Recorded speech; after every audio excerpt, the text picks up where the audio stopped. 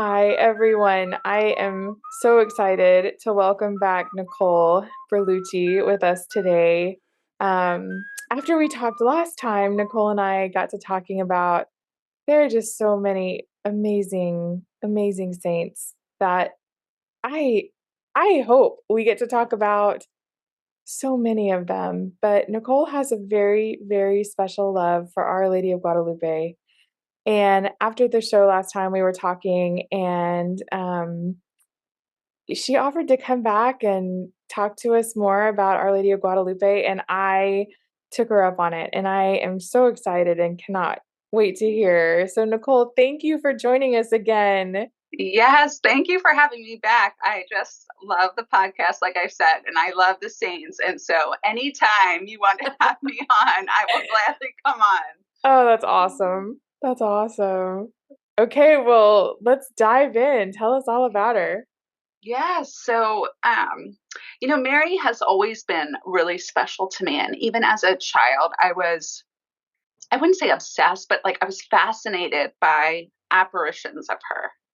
And so Our Lady of Fatima, Our Lady of Lourdes, all of Yes. those stories I was drawn to. Like, I definitely watched some like cartoon type renditions of the different apparitions.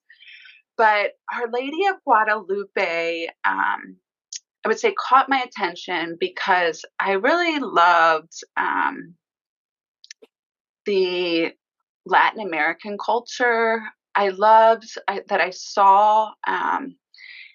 In like some of the Hispanic population of our church or the Latino population of our church, just such a strong devotion to Yes. Mary and to Jesus. I mean, the respect and the reverence is just incredibly beautiful. And so I became drawn to her and her story and this cloak that Juan Diego brought to the bishop. And so, my interest in her was kind of, just trained her appreciating the image. But then I was working for the Wharton School, and we had a global alumni forum. I was an event planner at the time. We had a forum down in Mexico City, which is, I can't remember exactly how far, but like an hour or two away from the shrine there. And um, we after the event happens, we usually have an opportunity to tour around. And so the options were, go to Guadalupe and go to the pyramids. And so we had agreed we would do both, like amongst the staff that were there. Well, our tour guide, right before we were leaving the hotel, was like, it'll be much quicker if we just go to the pyramids and don't go to Guadalupe. And I like internally, he's saying that. And I am not the type of person who is like, no, I'm going to do this, or like, Yes. no, everyone needs to do the thing that I want to do. I'm Yeah. not that type of person at all.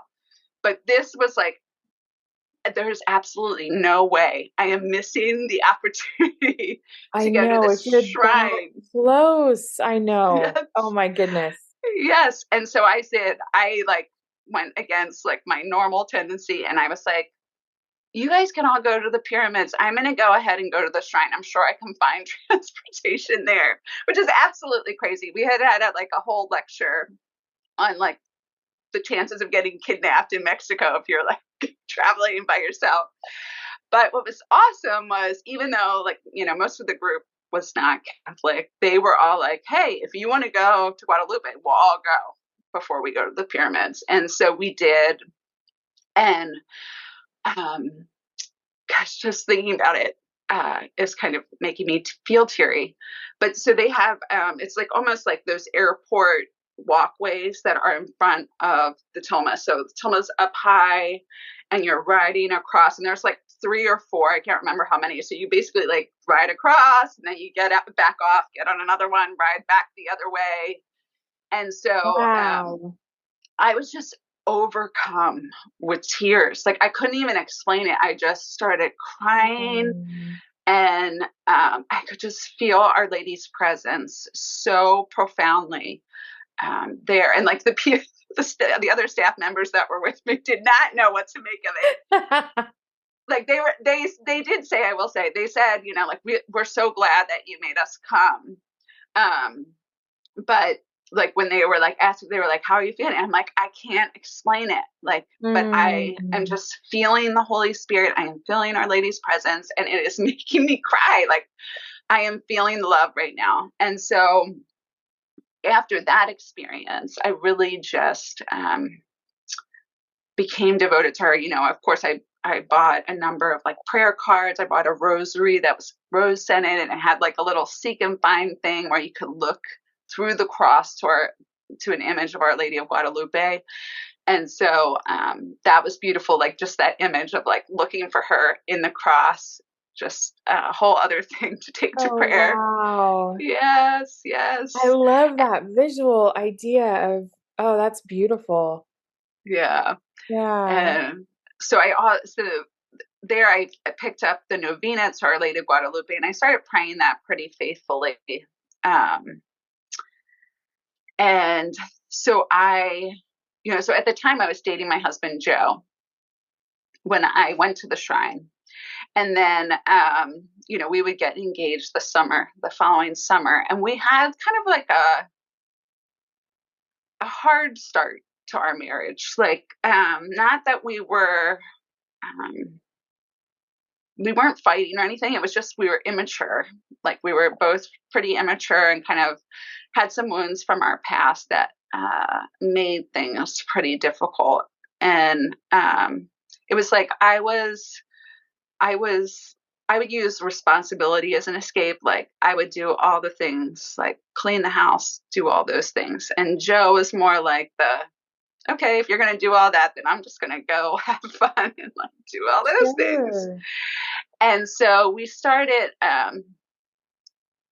growing apart a little bit, and that was like extremely compounded by we struggled to get pregnant with our second son, Charlie. And so I was going to a fertility specialist taking Clomid, where they would monitor my ovulation and all those types of things. And it was an extremely stressful year. And so that became like, a chore. Our intimacy was gone. It was like, gotta Yeah. have sex on X, Y, and Z days.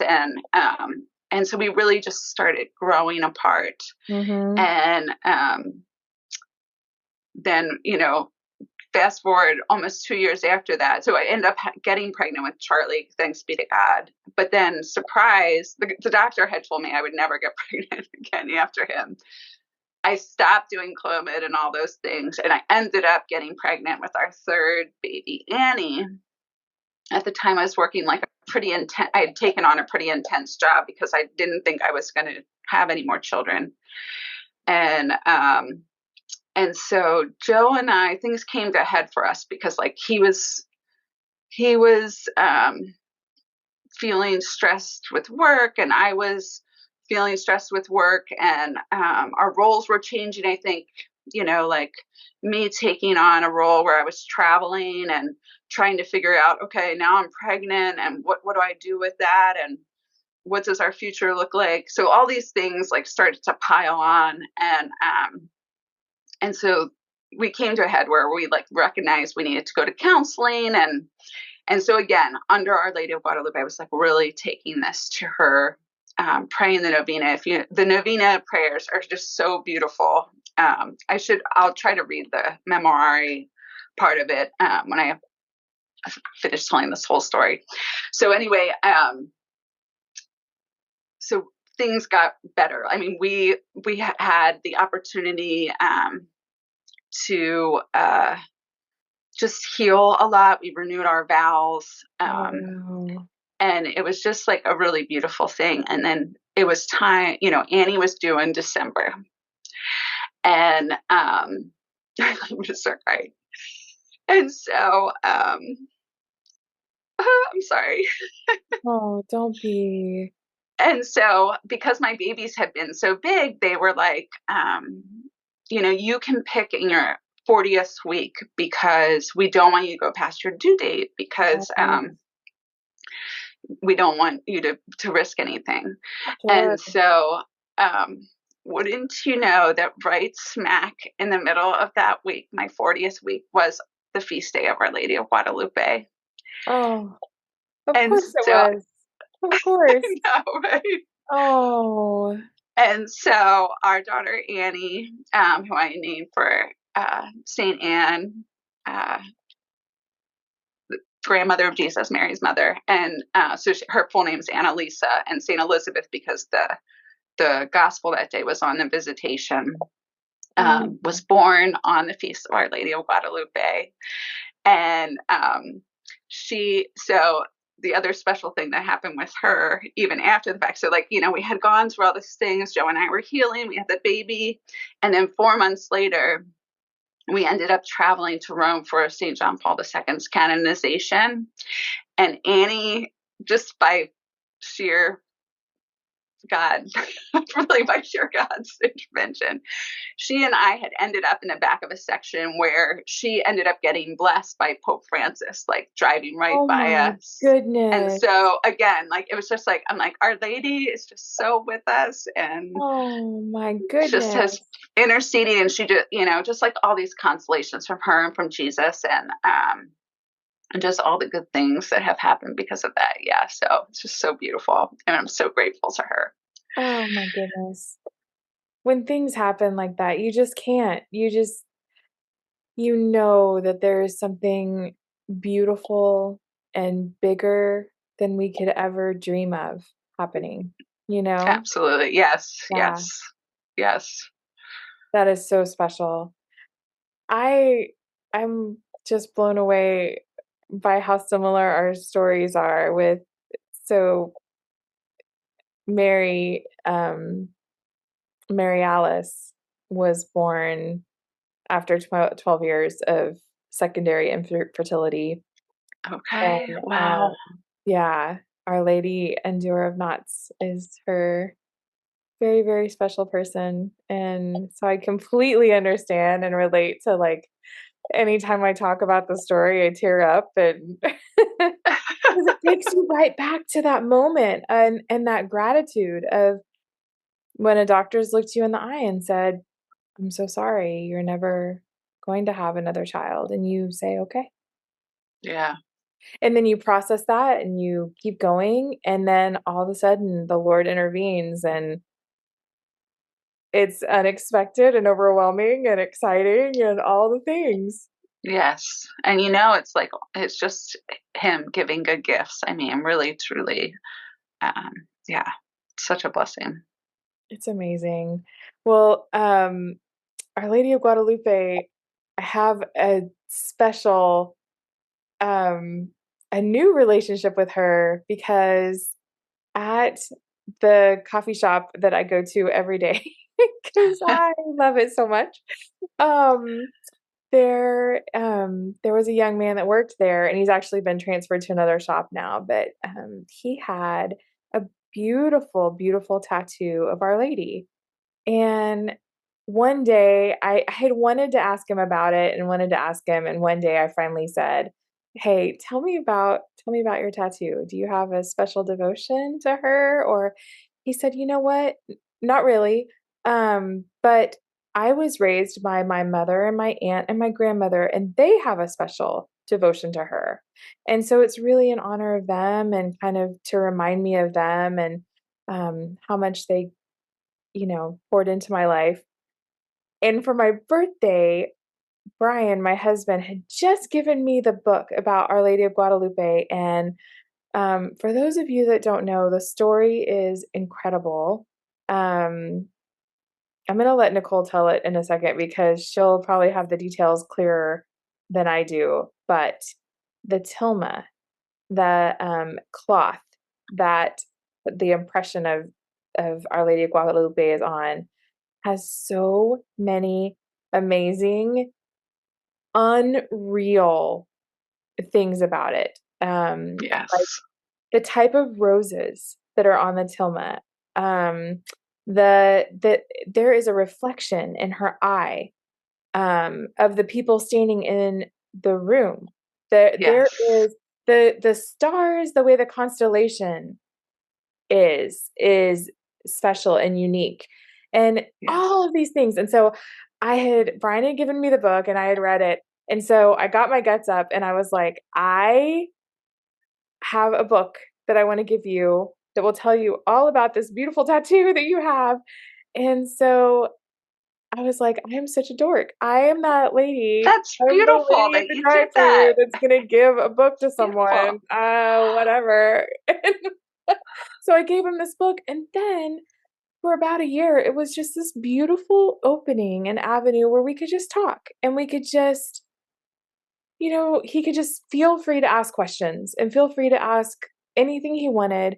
We talked about our faith, we talked about music, we talked about all sorts of stuff, but I just I love when Our Lady gives us avenues to talk to people about her love for her son. And I feel like she's constantly doing that. Like she is constantly pointing us to Christ and pointing us, giving us these little windows of opportunities for people to say, well, what is the deal with the rosary? What is the deal with this? What is this? And if we take those opportunities and then just get out of the way, the Holy Spirit can use that to help people fall deeper and deeper in love with Jesus. Yes. Um, okay, so for Yeah. those people that don't know, tell us the story of the tilma. What is a tilma and all the things? Yes. So Juan Diego was just, a poor peasant. He was walking, I believe, to work. I'm not exactly sure, but Our Lady appeared to him and started talking with him, explaining that she was his mother, and basically had said that she wanted a church built in this place and that he needed to go tell the bishop that she wanted a church built. And he was very confused. He was not Catholic at the time, and he was like, this bishop is not going to believe me, you're crazy for giving this, why me, kind of thing. And so he does go to the bishop, and the bishop said, you need to bring me a sign. Like, he was basically what Juan Diego had said, like, this guy's not going to believe me. And so Juan Diego, went back his way, and then again is walking, and Our Lady appears to him, and she said, did you do what I told you to do? And he said, yes, but the bishop asked for a sign. And so she tells him, I want you to go and take this toma, to like, lift up your toma and take it to the bishop. And so he goes, and when he gets the bishop and pulls down, she said she was going to give a sign on the toma. When he pulls down the toma, these roses fall out that were out of season, that I believe they did not even grow in that part of Mexico where they were. And so right away, the roses were a sign, but then on the tilma was this picture of Our Lady.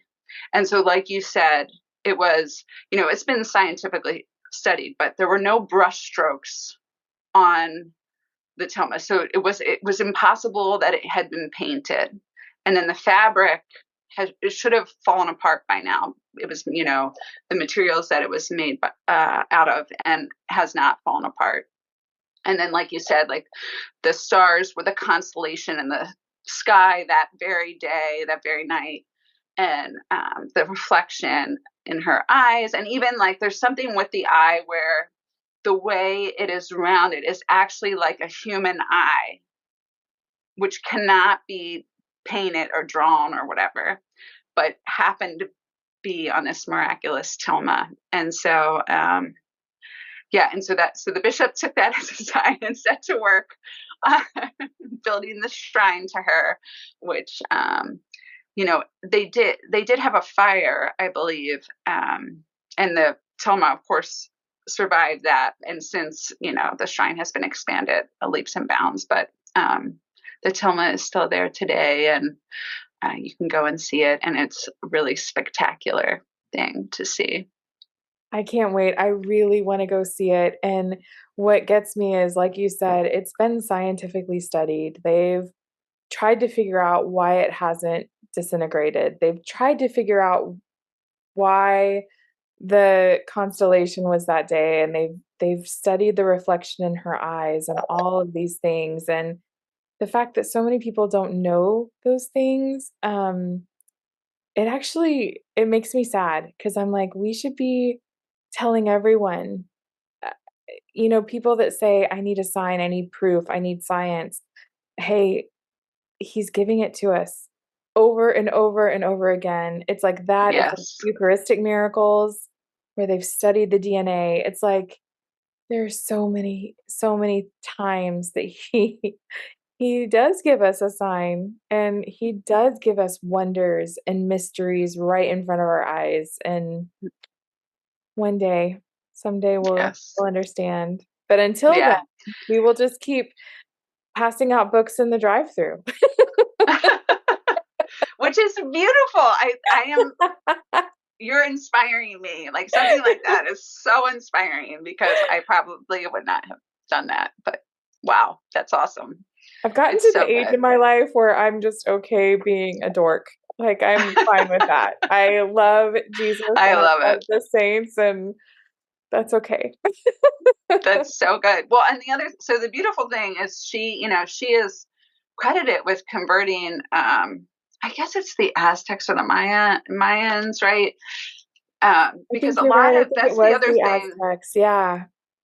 the other thing about her Toma was that it represented they knew that she stood over whatever they had believed in, right? So it was like I think the colors she wore were important to them to understand her, and then how she was standing on the moon. Um, yeah, and so you are just like tapping into the grace that she has to convert hearts. You're probably calling Yes. that man to the Lord. Yes. Beautiful. Yeah. And it gets me how she's just such a gentle, quiet example for us. And I love that. I have so much to learn. I know. I will say I went to a talk one time on her, and one of the things I loved, it was the priests that are down at EWTN. I think it was Father Mark, his name is, but he talked about the folds in the front of her dress, and that how Uh-huh. we should like always imagine ourselves like tucked into those folds close to her heart. Isn't that beautiful? Oh, it's so So when I look at that picture, I beautiful. always think of that. Yeah. Um, so beautiful. Mm, Yeah. that is so beautiful. Oh my goodness. Well, now I'm gonna never forget your daughter's Annie's birthday. I I love know, right? 1212. that. Is so special, and what a gift. What And a there's always a gift. big party at church. I love that. Our Oh, Hispanic ministry. Yeah. I So love it's that. beautiful. We have a beautiful celebration in Arizona too. There is I miss that. There's a beautiful we'd have a dinner, and always the Hispanic ministry did an amazing job. They'd have a mariachi band, and we'd have this Yeah, amazing outdoor festival, and oh, it's beautiful. Yeah. I know. We have Yeah, a so lot to great. learn about the devotion to her. It's beautiful. Yeah. Well, Nicole, thank you again for introducing me Yes. to someone. I love learning about her, and I love that image of being tucked in the folds. I'm gonna think about that a lot. Yes. Well, thank you so much. Like I said, I love talking about Mary and the saints, and I think this podcast is just super awesome. So thank you for allowing me to be back on. Thank you, Nicole. And for those of you that want to read more of Nicole's writings, right now she's doing just an incredible, awesome rosary, and the Psalms that I've been watching every morning that I just absolutely love praying along with. So I will put how to find her on Instagram and on her website all in my show notes. So be sure and connect with Nicole. Thank you, Nicole. Thank you. Thank you so much for joining us for Tripping Over the Saints.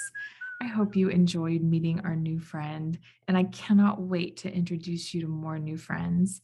If you would like to become a patron of this podcast, we would love for you to join in at Patreon. The donations you make go directly to cover the hosting, technical support, and donations we make to our speakers and podcasters and missionaries that come on the show to introduce us to someone new.